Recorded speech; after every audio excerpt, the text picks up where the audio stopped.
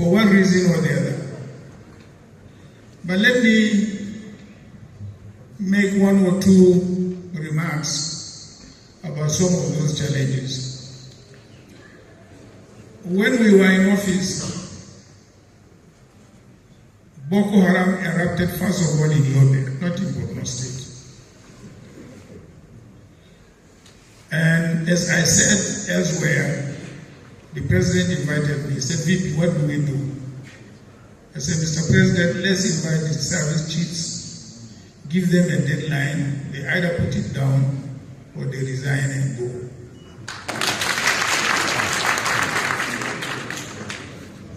And we called them, and the president addressed them in a military manner.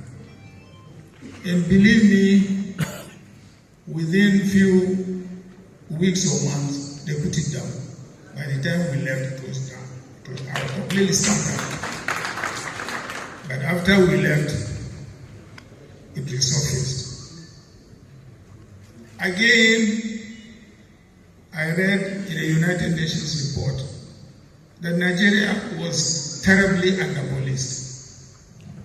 I went to him and said, Mr. President, I read a United Nations report and Nigeria is terribly underpoliced. He said, what do we do? I said, well, we have many police colleges that have been closed across the states. We should reopen them and hire as many policemen as possible. And we did that. And then it came to the issue of procurement of the equipment for the police, from arms and ammunition and so on and so forth. I said, Mr. President, let's call the police. Let them tell us where do they procure these items, which countries. And the police gave us the countries. I said, let's call the ambassadors of those countries and deal directly with them. Let them produce those equipment we need within a record time, which they did. We didn't go through contract system because contract procedure was cumbersome. This was how we left. We still have a deficit. Today, we have 340,000 policemen in a population of 240 million. Tell me how they can police you effectively. In my local government, we don't have more than 15 policemen. We don't have more than 15. And most local governments are like that. Egypt, with almost 100 million population, has police alone, not armed forces, police alone, 1 million police people on the streets. How can we have peace? These are some of the challenges that we have to face squarely. If we don't face those challenges squarely, and let me come also to the issue of education. Yes, the North has been backward in education for quite some time. I went to the president, I said, look, I wanted to set up an educational panel, particularly focusing on northern states. And we set up a panel under Professor Adamu Paiki of the Ahmadu Bello University, a renowned international economist. And he came out with a blueprint, which I invited all the governors from the northern states in Kaduna and handed over those blueprints for implementation.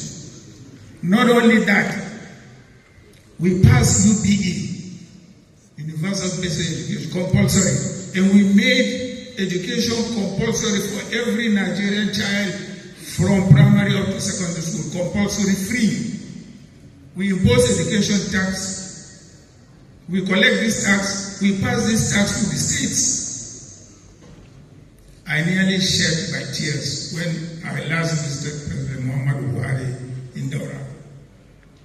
I landed at Kazina Airport. From Kazina Airport up to Daura, hordes of Almajiris, 20, 50, 30. This is the home of the foremost Kazina College, where all our first Republic leaders went to. Today is the home of Almajiris in 20s, in 30s, in 40s, till I went to Daura. And from Daura till I came back to the airport, the same. Ladies and gentlemen, these are very serious issues. These issues not only about ourselves, but about our children and grandchildren. It is about our children and grandchildren. Like I used to tell my children, I said, look, I have lived my life. Thank God. But it is about you and about their kids. We better face these challenges seriously, patriotically, not a question of self-enrichment. No.